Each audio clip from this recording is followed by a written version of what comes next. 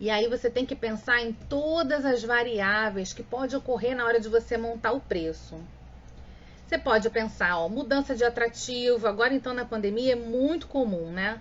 Você pensa num roteiro, você tem que ter um plano A, um plano B, um plano C. Você tem que ter, né? Você planejou um roteiro, acontece alguma coisa que aí tem algum evento, algum atrativo que não vai abrir por algum motivo, e esses motivos podem ser variados, né? A pessoa ficou doente, pegou Covid, por exemplo, essas chuvas, né, a gente está vivendo uma crise hídrica, uma crise climática no Brasil. No Brasil não, no mundo, né? Mas enfim, estamos aí numa crise e acontecem tempestades de repente, como a gente teve agora, aquela tragédia lá em Petrópolis. Então acontece alguma coisa, você vai num atrativo que não pode te receber por algum motivo, ficou com lama, fechou o atrativo, o pessoal tá doente, você tem que ter alguma outra opção.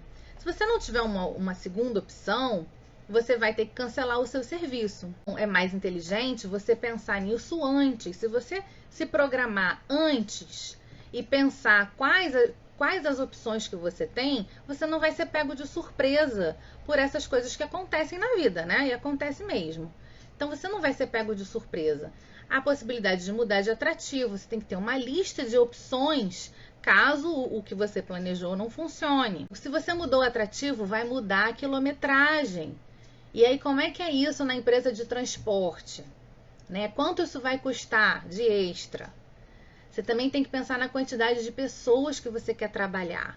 Eu gosto sempre de pensar no mínimo viável. Se você vender esse pacote para 10 pessoas, sai por um preço, para 20 sai por outro preço, você tem que pensar nisso com antecedência, para você não correr o risco. Você faz o preço pensando que vai vender para 40, vendeu para 30 e aí você está tendo prejuízo. Quer dizer, não faz o menor sentido, né? Você tem 30 clientes e você não tem lucro, com certeza você tem um erro na sua precificação. Você não pode ter vendido para 30 clientes e não ter lucro. Você tem que rever esse cálculo. Se você vender para 10 clientes, você tem que ter lucro.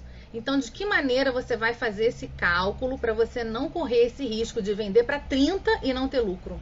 Vai trabalhar pra caramba. Se de repente você poderia trabalhar com 10 pessoas, um trabalho exclusivo, e você teria o seu lucro, garantiria o seu negócio. E os gastos extras, né? As emergências que podem acontecer, até com você acontece alguma coisa, você tem que pegar um táxi de emergência, fura um pneu, alguma coisa acontece, você tem um gasto extra, você tem que ter isso previsto na sua precificação.